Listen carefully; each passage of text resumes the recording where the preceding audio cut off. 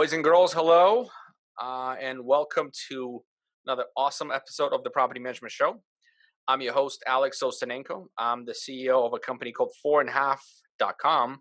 And over the last 8 years, we've helped 500 plus property management companies grow their business by designing and executing marketing campaigns and websites that focus on owner acquisition. In other words, growing your property management portfolio via more properties under management.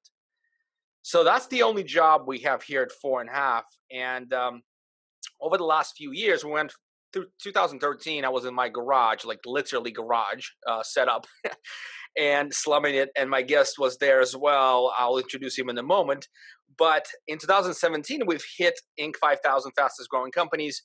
Obviously, we've done something right, and we're committed to staying in this industry. Now, this podcast is really designed for me and my guests to share the expertise. Now, personally, I have the finger on the pulse of the property management market, as my day-to-day job is to talk to lots of PMs in different areas worldwide. And so I'm hoping to share that expertise, business building expertise. But the best thing is the guests, the advice you'll get from those folks who have done it or are subject matter experts. And my today's guest is an outlier for sure in the space. I've known him for a long time. His name is Scott Brady. Scott, how are you? I'm good, Alex. Good to be here. Yeah, man. It's a long intro, but man, I'm excited about this because in 2013, I have the privilege of reviewing your slides for the PM Grow presentation. We'll talk about that later. But you were at 52 doors in 2013. Does that sound right? Yeah, probably. Yeah, it sounds. And I think I was your first. You're my first podcast I ever did years ago. So yeah, I was certainly. I think 20 to 52 by 2013. Probably correct. Yeah. And then now 2018, I think you finished with 1,052, and change. Mm-hmm. And then the most exciting thing I have for you, ladies and gentlemen, is that Scott is going to 3,100 units in 2020, and I bet he's going to get there. I think we'll probably be more than that many units based on we're doing associations as well, but still the core of our business is residential doors. And the goal this year for residential doors is probably like 500, grow by 500. Grow by 500, not a small feat. A lot of people some people are able to execute against it. A lot of people dream.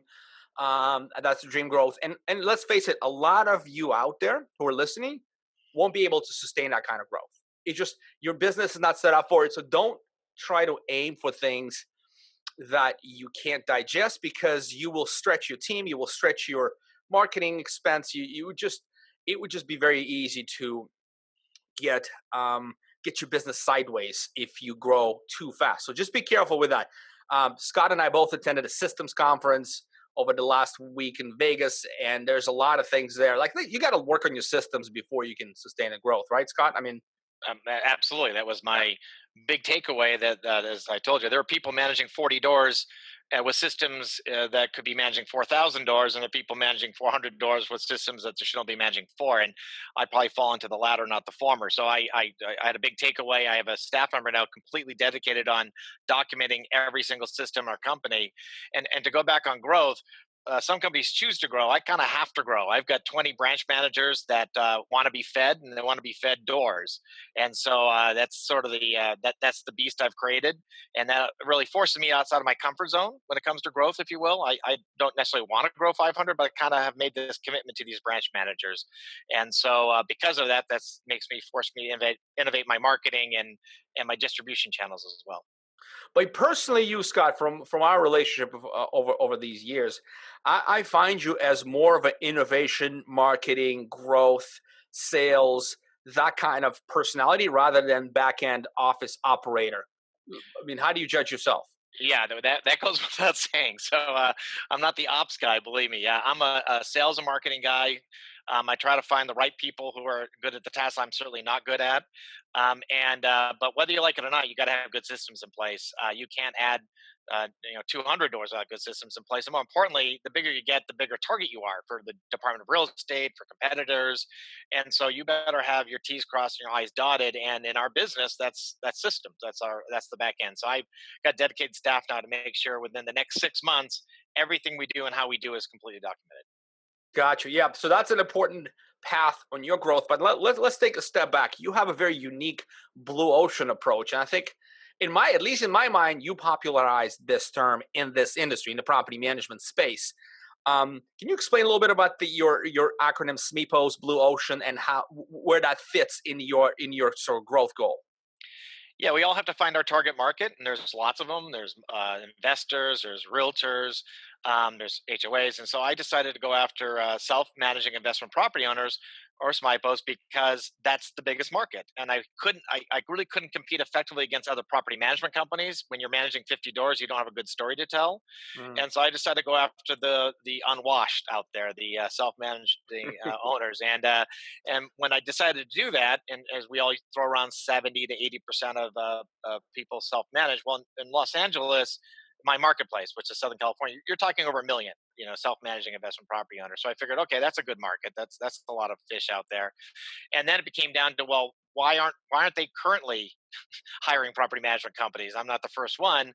And that led me down the path that probably started in 2013 that led me to my entire business model and my marketing plan. So by targeting that segment initially and being laser focused on what their pain points were, not just emotional, but financial pain points now, we try to offer a product that's so compelling, why wouldn't they hire us? And allows us to have the growth rates that I really need and want. So let's break it down a bit. You are basically tackling something that the whole industry was unable to penetrate over the many years. Now it's shifting now, of course. But we're talking about leaving behind 70% of the market because they don't trust you, the property manager. Correct. What what are some of the elements of that mistrust that you've uncovered that you surfaced through some of the surveys and other work you've done? Well, I would say, unlike residential real estate, property management, it probably rightfully so, garnered a terrible reputation over the last 30 years.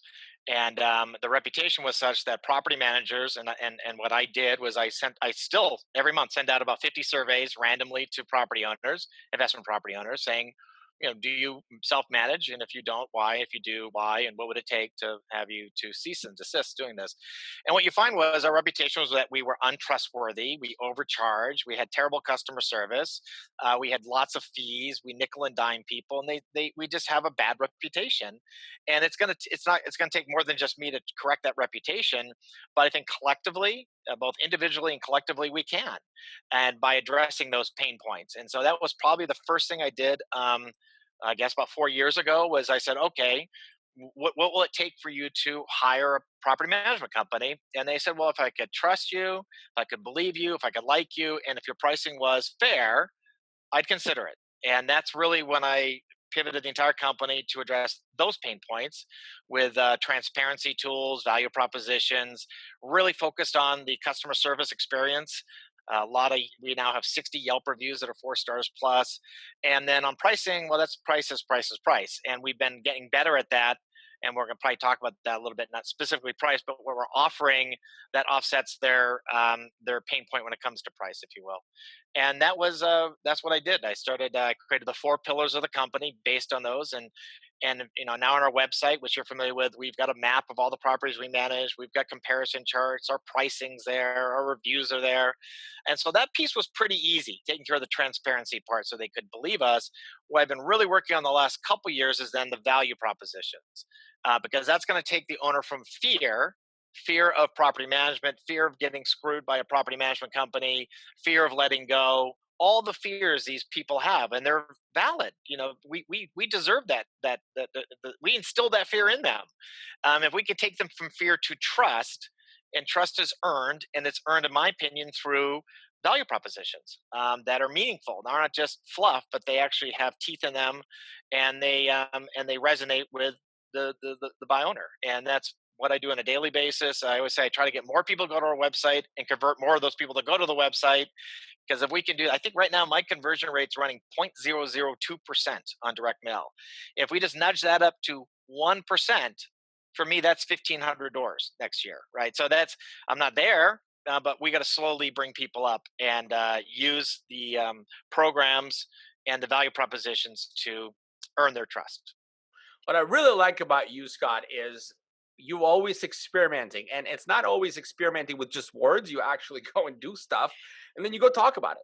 You go talk about it. You solicit a lot of feedback, and then you sort of make pivots based on that feedback and based on what works both, right? That's kind of meshing both the quantifiable as well as the the sage advice that you're receiving because you're sharing all this stuff. So it's really I do have a question for this. For this, I couldn't really understand this very well. In my experience, we build websites for property management companies, and you call transparency. I believe that's like the first filter, right? You don't pass that, you don't get conversion. You don't pass that, you don't get an eyeball. You're done, right? They're going elsewhere, or back to self-managing. How? Why do property management companies a lot of times are scared to put their pricing on the website? Well, I mean, I think what they believe that they feel like they're at a competitive disadvantage, and if I put out there I'm charging X and somebody's a little bit lower, then the world's going to be a path to the lower price competitor. And the key is not just put your price up, but put your value around the price. Because if without value, it all comes down to price. And if you position yourself as I collect rents and I disperse funds, well, arguably a monkey could do that. But if you do much more than that for your owner, then price becomes less important, and the entire value proposition becomes more important. I don't know why, because they're certainly going to check around on price, and with the internet, it's pretty easy to check other. And now that other people are putting the price out there, now you look more suspicious every day you don't put your price out there. Hmm. Now, if you want to manage 100 doors, which by the way, God bless, there's nothing wrong with managing 100, 200 doors. Not what I want to do, but then you can kind of do business the old way in the end and just sit on your little portfolio and hope it doesn't dissipate over the next 10 years. But if you want to position yourself for the future and you want to have a business, I always say what we do here is that we target multiple segments. We have through multiple marketing channels with multiple distribution channels. And here's the key to create multiple revenue streams.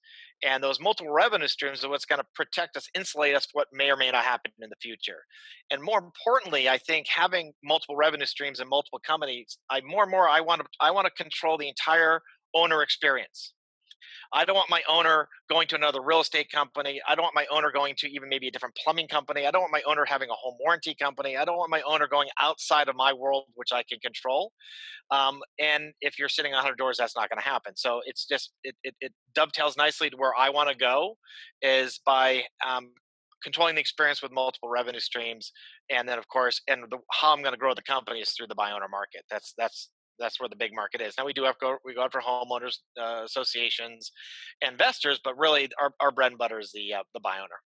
I love it, man. So this is interesting. This is new and from a little bit piece of information I fished out of you today is your sort of desire, your vision to control full customer experience, and by that, you not only providing better service and getting a raving fan, so to speak, but you're also including additional revenue streams, and we sort of went the same way. It took us as a company, we went through progressions of being offering just social media services initially, and then eventually, like at this point, we're building websites, all the analytics and all the reporting behind it, and the whole marketing, and all the marketing sort of like really sort of terminates at this endpoint of the website where a lot of reporting and information is being collected, evaluated, and recommended by experts on our side where to pivot and how to position the investment better to get better outcomes. Now, that came years. It took years to do, right?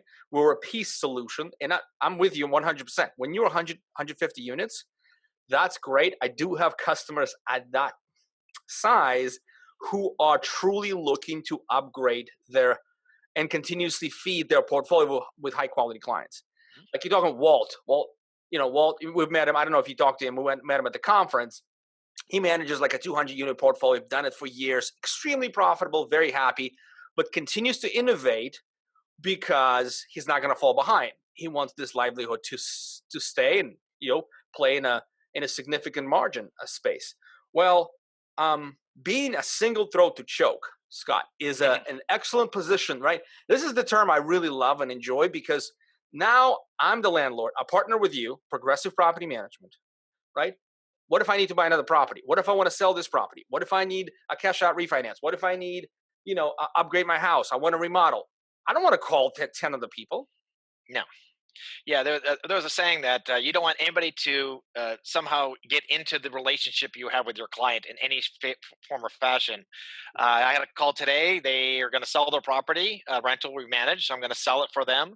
We're going to upgrade it for them through my maintenance company, and they appreciate that. They're not suspicious. They appreciate the fact that it's a one stop shop. And I was in a real estate franchise for 10 years, and that's what they sold to us. They're going to come in and they're going to give us the business systems and the numbers, and they're going to give us the marketing, they're going to give us leads, they're going to give us the back end, they're going to give us training and education, and we bought it. I paid them 8% of every dollar I earned. And I think a lot of people don't want to join a franchise for a lot of good reasons why I left it, but they still want that. They want all of that. They don't want to try to figure out just this. They want somebody to give them the 10 things they're going to need to be successful in property management. And I think that day is coming. I think right now it's very piecemeal, and you got to kind of pick and choose, and you decide where you're weak or you're strong. But I think the more you can be a one-stop shop for property management companies, like I'm a one-stop shop for the buy owner market, that's where we're going. Right, exactly. And so as an owner, like I'm just, as an investment property owner, man, I just wish I had that.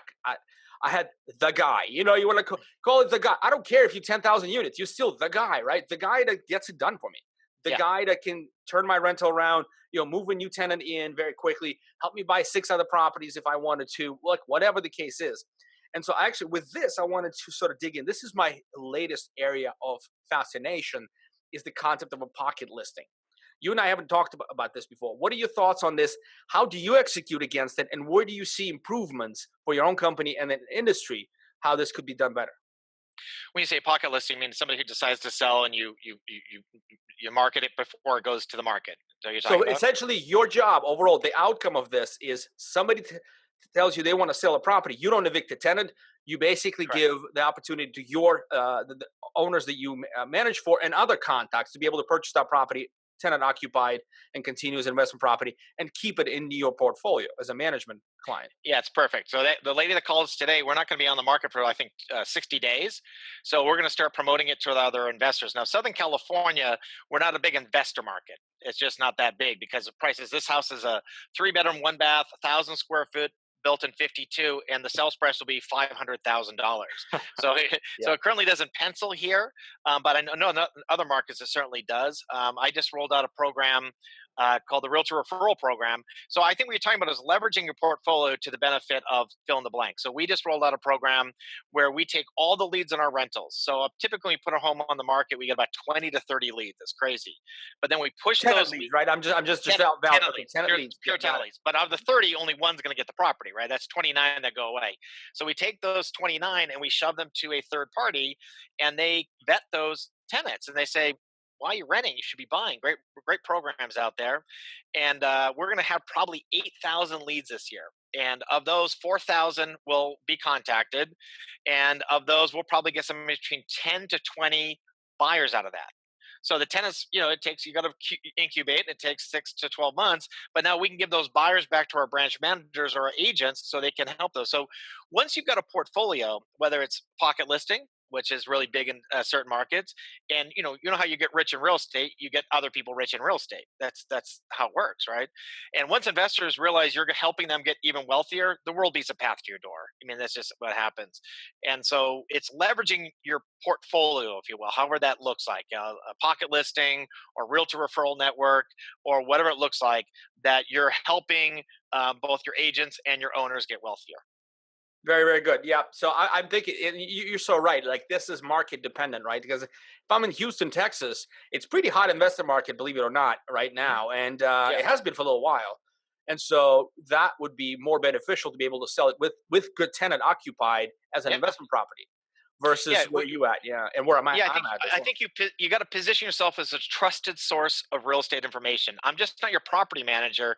I'm your real estate expert. You got to expand the relationship from one dimensional to multidimensional. So I'm just not the guy that finds tenants and gets rid of bad tenants and turns your property.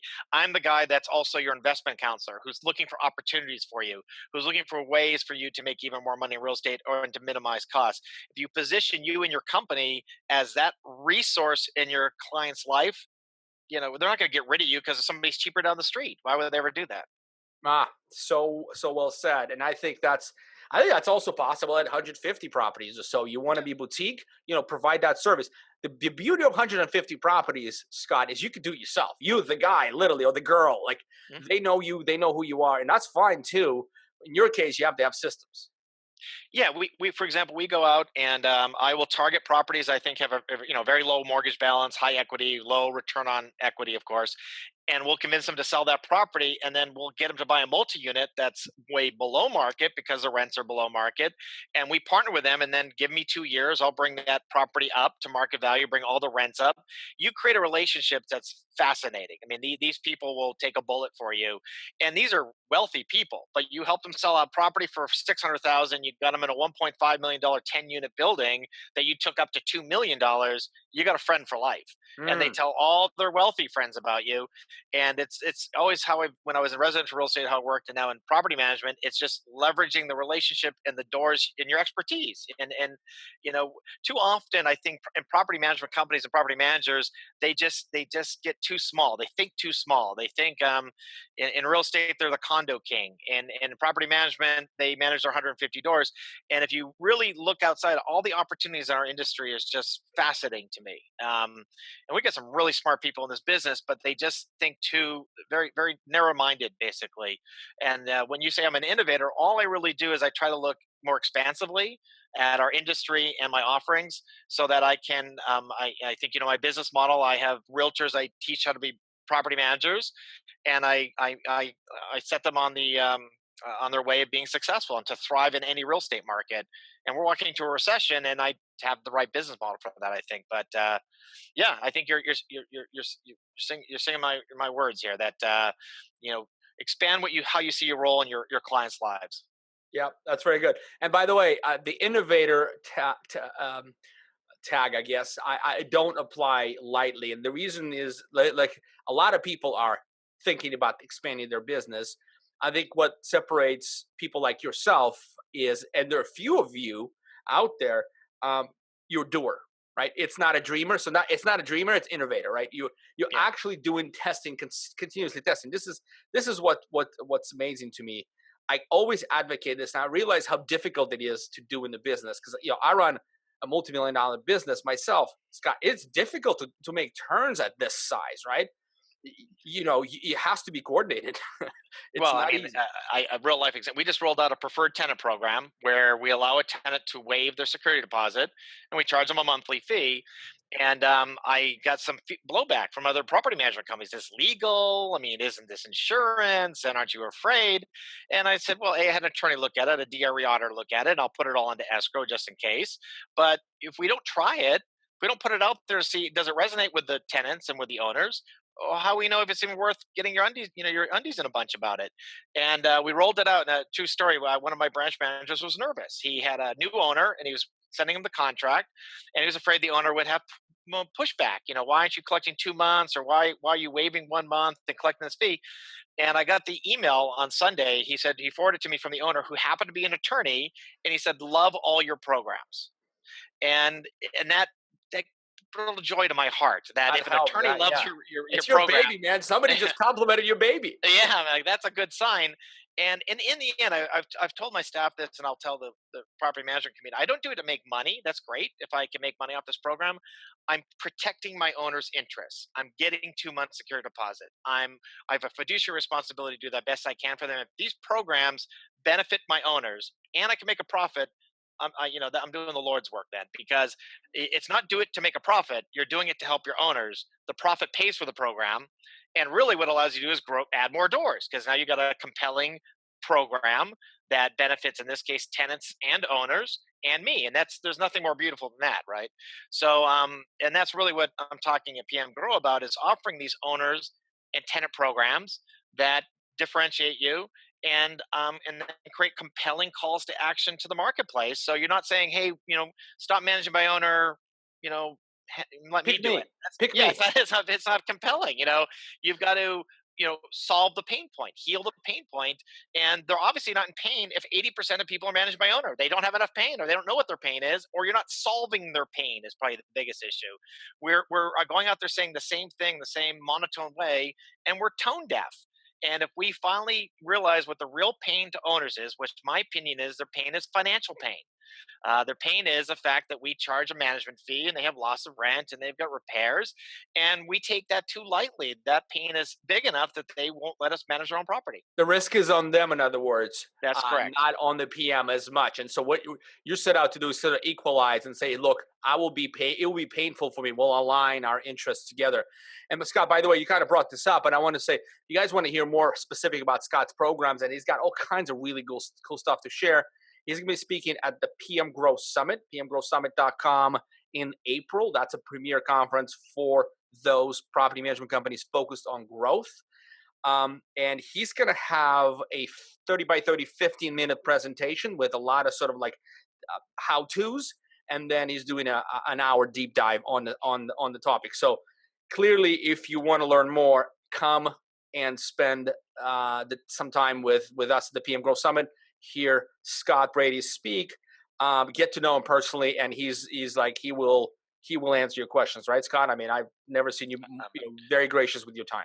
I'm an open book, not a literal open book, because that'd be the improper use of the word literal. I'm actually an open book. Yes.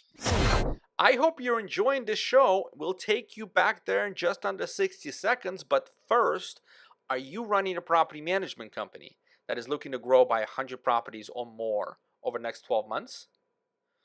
Are you looking for a partner who can design and implement all of the marketing so you can focus on operations, customer experience, and profit? Are you willing to spend $300 to $600 per owner as you add them to your portfolio? And finally, do you have adequate resources on your end to dedicate to completing your part of the project so your marketing can be activated and all the leads start flowing in? Right? If the answers to those questions is yes, that means you are ready to grow and scale, and we here at 4.5 want to help you to do so. Log into 4.5.com, hit free consultation, and set up a time with one of my team members to go through your business and figure out how 4.5 can deliver the growth you're looking for. Now back to the show.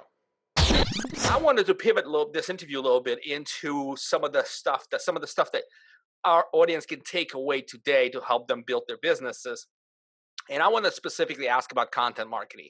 Content marketing it's where I built this company from. It's been very passionate of mine. In fact, what we're doing today, you and I, is absolutely content marketing, right? It's in purest form education with a few kind of interjections. Hey, I run a marketing company. Come work with me. But listen, I'm not going to charge you for this podcast. The amount of wisdom and information from this podcast is yours to do whatever you please with.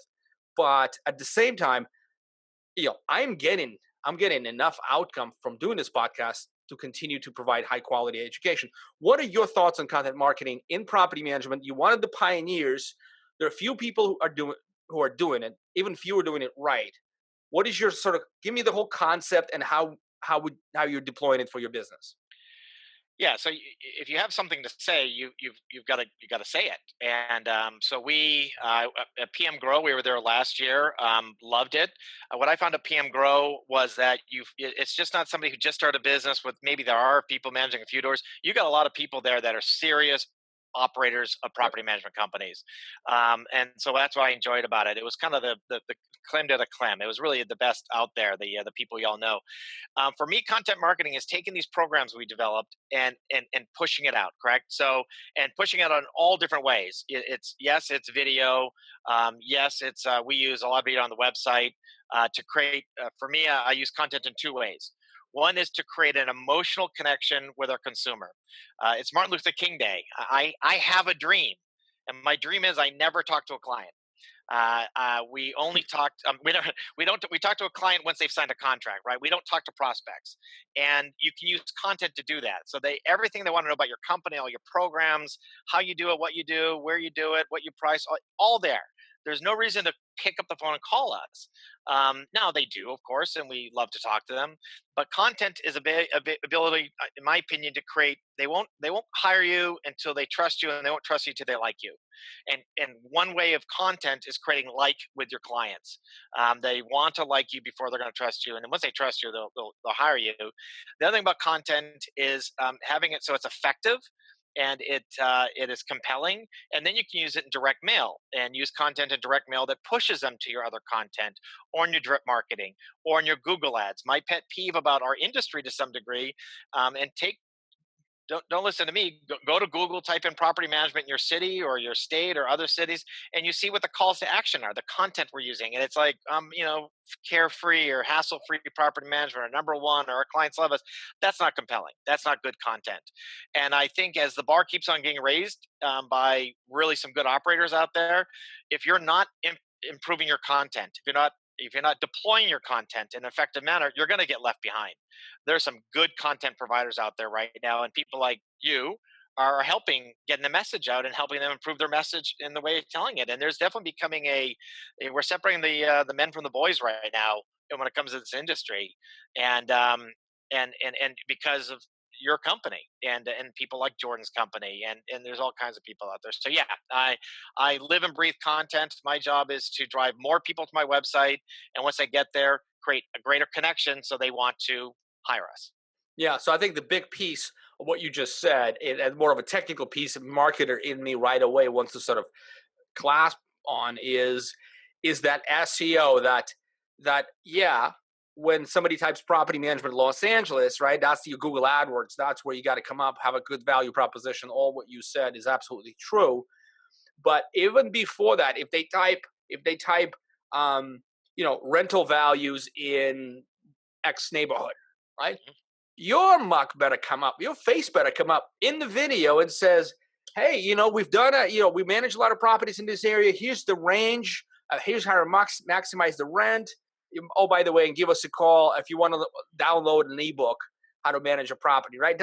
Like get them into your funnel, and then from there. So that SEO, that long tail, it's called a long tail search opportunity, is is impacting your business, Scott, I bet in significant way.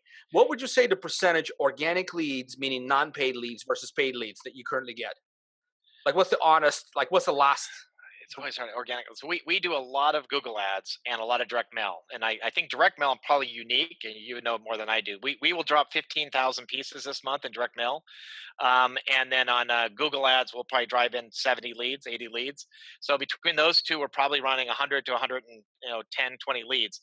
And then on organic, probably another 10 to 20, not a lot. Our market area is so big that we're going to get better at that. We're really honing in on new areas. We just put branch managers, and so we're going to really target market. And we've got a great story to tell right now as an industry. I don't know if you heard, Oregon today decided to pass rent control for the state. For the state, Uh, yeah, I've seen the that. Yeah. state. Washington and Spokane, they're coming through with a tenant bill of rights where you get to pay for the moving expenses of your tenant if you give them notice to vacate. California, we have now the most liberal governor ever, probably. The same thing's going to happen. So we this is on the horizon in our state, in a lot of states, I suspect, and we can be the ones educating our clients through Oh, video. Yeah, such through an content. opportunity, Scott. I'm sorry to interrupt. I mean, Stephanie Gordon, as amazing property Kills manager it. Gordon, Yeah. what she did, she just talked about rent control in San Francisco, and nobody would do it. And she is absolutely one of the most successful property management companies. Never paid a dollar to Google AdWords, not Yeah. once. Right, Yeah. all organic, 100%. This is the time, Scott. You're so right. This is the time. If you're a property manager in Oregon, my God, turn this podcast off and start recording videos on what this means to your clients and landlords population in general. Oh, exactly. I mean, or do landlord seminars, invite 100 people into a room and talk about it, or do it webinars. I mean, it is it's so content rich out there right now that you have so many things you can certainly discuss with the marketplace. And think of the nervous buy owner out there, the nervous buy owner who's hearing this and doesn't know what it means to them, what's the financial impact, what's the legal impact. And if you're out there educating and putting it out there, you become the property manager before they need a property manager.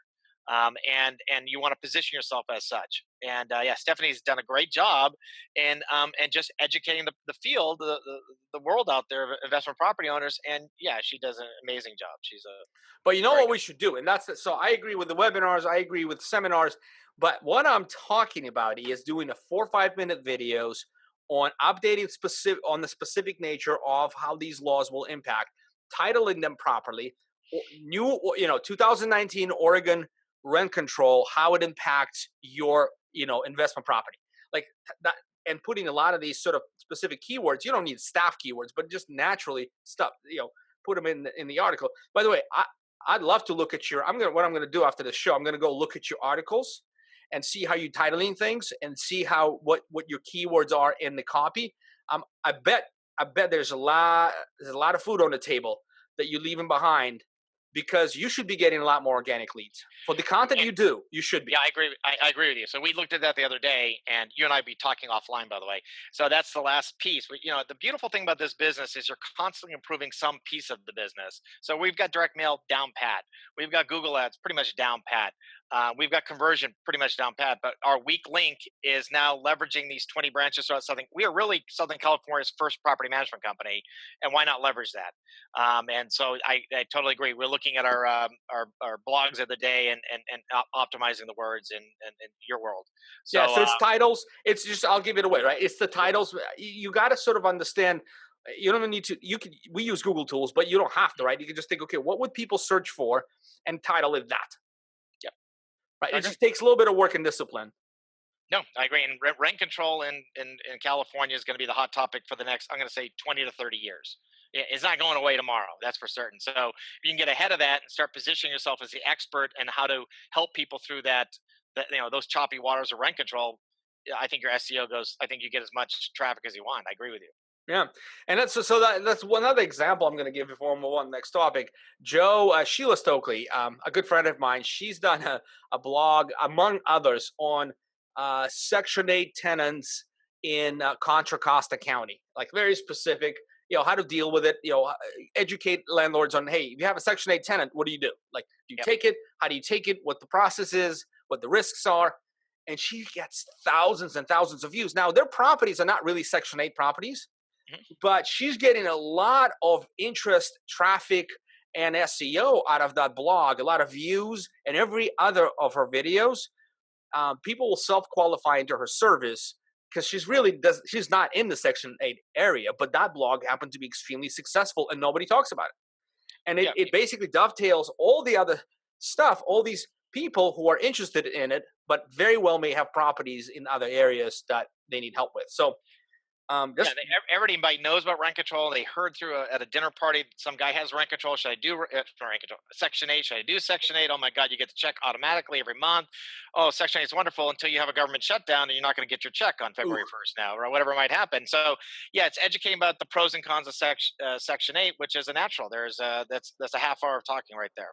So I think that this is now my takeaway. I'm taking this away, man. I'm taking this away. Like how starting a business, it's all about timing, Mhm. right? I think they've done like a lot of studies and like, hey, you can be smart, you can be, you can have a lot of money, but at the end of the day, timing is like the clearest determine, like whether you get like property management is great, like great timing. Me servicing the industry, you actually growing the business, incredible timing right now. Hopefully, both you and I will exit multimillionaires, right?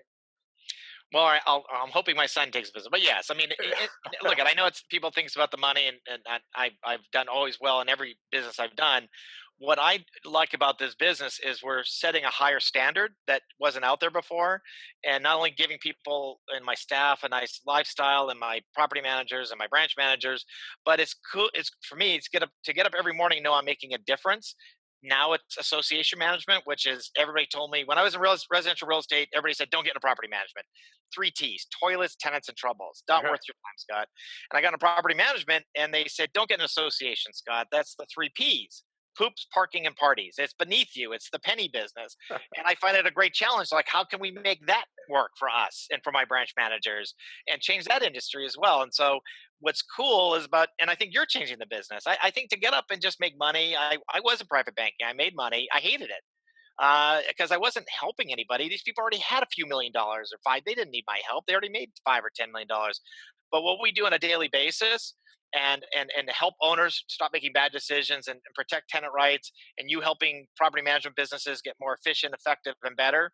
Um, I would say I get up every day and my little feet hit the ground. I'm excited, and that wasn't true even when I was selling 70, 80 homes a year. It is true now. Yeah. Well, we're still in the right place, right time. That's what I think. Yep. But I think that I wanted to kind of finish my thought on this one.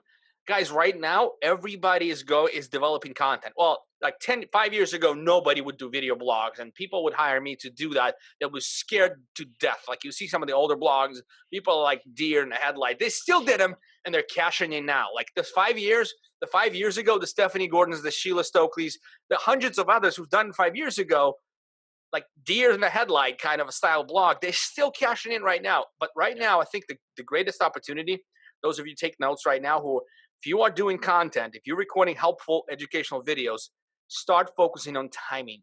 Like what Scott brought, like I didn't really connect the two, but now it really is clear to me.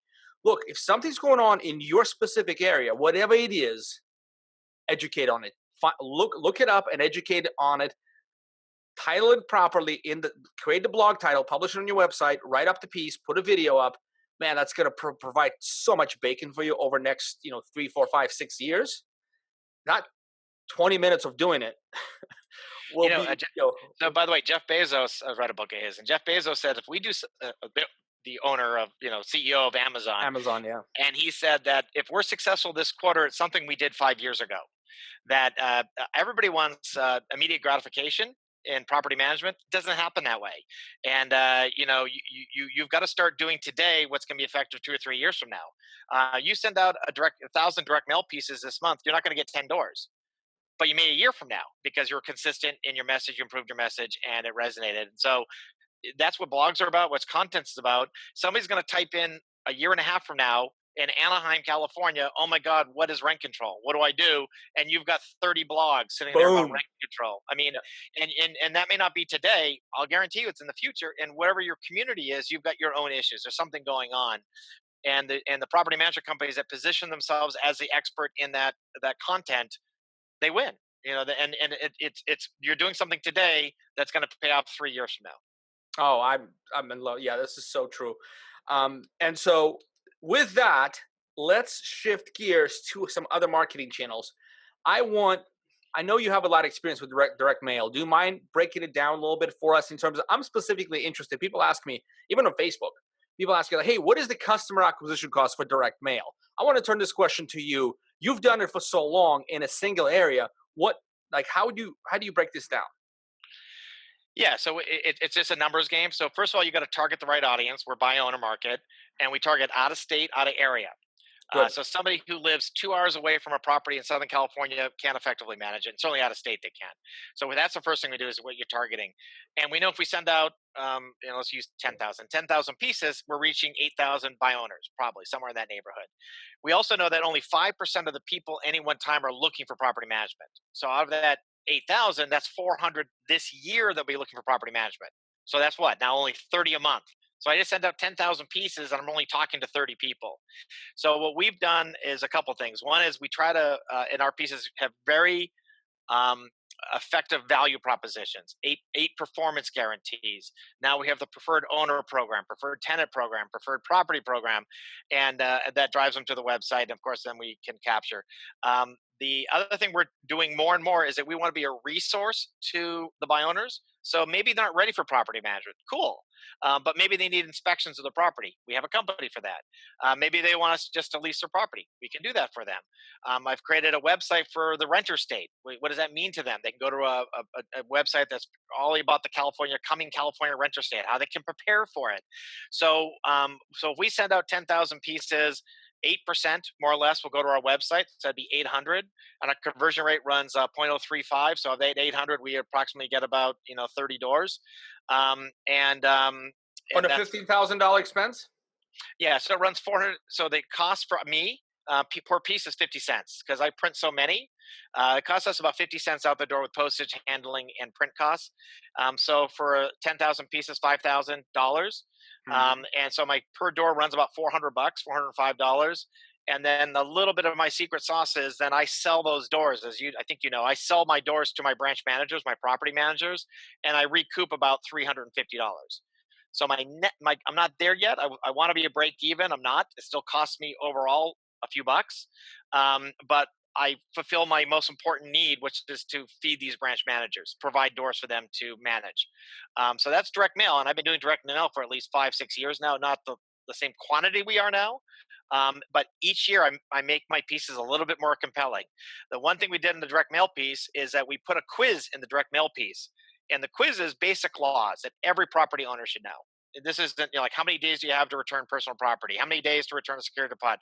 What's the fine? What's the fair housing fine? All these things, and we find in this quiz that's in the direct mail piece with the answers right there, they get basically 2 out of 10 right. You know, they don't know that they even don't know, and so by using the piece to educate them on their ignorance, it's very effective for us. Hmm. And also, of course, put our reviews in there and all the other kind of stuff. So um, that's what my return is. But I will tell you, it's taken me 4 years to get that to that effectiveness, which I still think is pathetic. You know, that 8% go to my website, and 0.035%. You know, the conversion rate's 3.5% of the 8%. And that's what I need to do, is get better at that, because my opinion is, why don't 20% come to my website? Why don't 2,000 people go to my website, and 1% use my That's right. company? So that's another issue. Still, I wanted to double check the math because I am so it's you so it's 50 cents per piece. Then Yep, you're paying $5,000 per. No, mailing. you said 15. Well, I'll use 10,000. So we're going to mail 15,000. It'll cost me 7,500. Got it. Our goal, I think, You're on that is expecting 30. 30. Yeah, That's 250. yeah, I think it's higher than that though. Let me, Two where's fifty my, per door. So if the cost is 7,500 and you're getting yep, 30 doors, that's yep, $250 per door. yeah. That's about right. Yeah, That's that is the that's goal. cheap, man. Well, yeah, but it's the key is, and you and I talked about this briefly. It's an 8 panel piece. It's not a 2 piece letter that looks like crap. It's really a high end piece. Two, the content is very compelling, but more importantly, once they get there, when they go to the website, it connects. So it's all connected. There's not Right. one thing. The direct mail has to go to a very compelling website with great content, with good video, that's totally transparent. And so if people think there's kind of direct mail piece and drive them to a website that's not transparent, that doesn't have video, that doesn't have very good content, well, then you're flushing your money down the toilet. Don't do it. Right. It all has to be integrated, and that's certainly what I've learned over the years. Is you got to integrate all these marketing channels together. Yeah, I'm with you. And so just to set people's expectations, we do send out direct mail pieces for our customers. We do it together with Facebook remarketing and some other sort of digital stuff. But the returns, you don't see 30 doors out of 10,000 cards. No way. You will see that, as Scott said, maybe I think the sixth, the seventh wave, right? The eighth wave, like, yeah, you will start seeing significant returns because you get to know them. You'll also have a lot of people, like we track, right? We track all these phone numbers and website visits so we know the data. I have not single time, many times seen people hold on to those postcards for 12 months. Oh, years. I mean, Yeah, years. Yeah. it's got to be ridiculous, right? And they'll just call that number, and we've learned not to disconnect the forwarding number, right? The tracking number, Yeah. because that's like, hey, they're calling like you finished your direct mail a year ago. You're still getting business out of it. Oh, years ago. They may not have a pain point for 3 years. They have the piece, and they finally get the pain point, which is the tenant stops paying. The big pain point is the tenant leaves. They got to put a new tenant in. They're now out of state, and yes, well, since nobody else as far as I know, in my marketplace, like, nobody's doing direct mail that I'm aware of. Then that works for me. But you are right. Probably 4 years ago, my cost per piece was $1,000 per door, Yep. and I've driven the cost down purely by improving the piece and by constant The mailing. continuity. The continuity is what you Correct. provide. Hey, you're right. You said that. I think you said that well. I can't remember where. Maybe just you and I talked in Vegas, but you said, hey, they need to come to your website and have the same value propositions they see on Facebook, they see on Google Correct. AdWords. There needs to be consistency here, Yeah. because if your marketing company designs your innovative pieces and they don't connect, and your website is 1999, you're not getting the 0.0 nothing conversion. I, I, 0.0. I agree. I talk to property management companies, and they want to send a piece out and get to. You hear this all the time. Everybody, most property management companies don't spend enough on marketing, and if they do spend money on marketing, they don't spend it wisely, right? Right. It's a mix of the two, and they don't really offer anything that really satisfies the needs of the marketplace. They're saying the same thing as everybody else, and that combination of marketing programs plus your marketing channels plus a consistency with the other channels with your message and that's what makes this a very complicated business. I always say real estate's a pretty simple business. Just go get listings, right? Go call more people, get in front of more people at their living room, take listings, and that's a business. Our business is complicated. There's a lot of moving pieces here. Yeah. And I get it. Nobody's really, when you first start and you're managing 100 doors, you're wearing 8 hats. You get to 300 doors, you only have to wear 6 hats. You get to 1,000 doors, you might be wearing 2 hats. And while you're wearing those 8 hats, I'm guarantee you're not wearing six very well. You're not, and so I get it. This is a complicated and difficult business, and you have to reach out to experts. As I'm talking to Alex, I'm thinking he's right. Our blogs do need to be improved. And when I get off this, I'm going to email him and say I've got some marketing dollars available for that. And you got to constantly improve your business. It's both frustrating because you're never done, but it's also exciting because you're never done. And there's new things happening, and you go to a PM Grow Summit and you learn, oh my God, there's 4 new things I should be doing. Why don't I offer that program? And could I offer that program? And so that's what to me keeps me young at heart, at least. Awesome. So, boys and girls, you want to this if this was exciting to you, if this interview you found Scott's advice helpful, and I personally think that he's got the playbook for the marketing. He's constantly iterating. He's not worried about giving it away because in 2 months he's gonna pivot a little bit and have it even more become even more outlier, and the changes will continue to evolve until he continues to experiment with these things and get better. But if you want to get his playbook, you don't need to invent something new. Do what he does, adapt it for your area, and you will do well. And so I think that's kind of the path to operationalize your sales and marketing is learn from guys like Scott. So come to the PM Grow Summit, invest the $1,000 or $1,200 that it costs. You will get that back tenfold if you just implement one of Scott's ideas. And we have 20 other speakers at Scott's level to be able to sort of impart wisdom on all of us. And so, Scott, it was as usual, it's an incredible pleasure talking to you. Thank you for sharing. If people want to come ask you questions, how would they find you? Well, I'm on Brad Larson's Mastermind site. You can email me. I'm happy to answer questions. I get it all the time. Facebook, of course, but Scott Brady, 1963 at Gmail. It seemed like a good idea 13 years ago to put my birth year, and now I realize that was a tragic mistake. And everybody knows I'm 55. Happy to share. Before we get there, I did a present. I'm happy to share what I've got, but in the end, I think you go to PM Grow, and I'm going to give you an entire hour, and it's open kimono time. I have no problem. I always say that I want to build an unassailable brand in my marketplace, so I fear no one. So I'm happy to, if we all, I've said this to other people, if we all do a better job of communicating to the buy owner market, nobody tries to sell by owner. It's just there's no FISBOs in my marketplace. What 1%, whatever the number is, because we've convinced property owners it's a terrible idea to try to sell your own home. You can't do it. It's too complicated. You're going to get hosed by somebody. And if we as an industry reach out to all these people managing by owner, whether that's radio, billboards, direct mail, SEO, Google, it doesn't make a difference. They're going to say, I'm not going to manage by owner. I'm just going to find the best company for me. And I'm happy to be one of those companies to be interviewed for that job. There are so many properties in my marketplace, all our marketplaces, that there aren't enough property management companies to absorb those doors if they all collectively decided that this is insanity to manage my own property. And if we all communicate better programs and we communicate it more effectively, and they get a consistent message when they get to our company's websites, you know what? We all benefit from it, not just me, but all of us. That's a fantastic way to end this interview. Scott, thank you very much for your time. I appreciate it. Those of you interested to get deeper into what Scott's talking about, go to pmgrowsummit.com and get yourself a ticket. Scott, we'll see you next time. Thank you, everyone, for listening. All right, brother. Take care. Take care.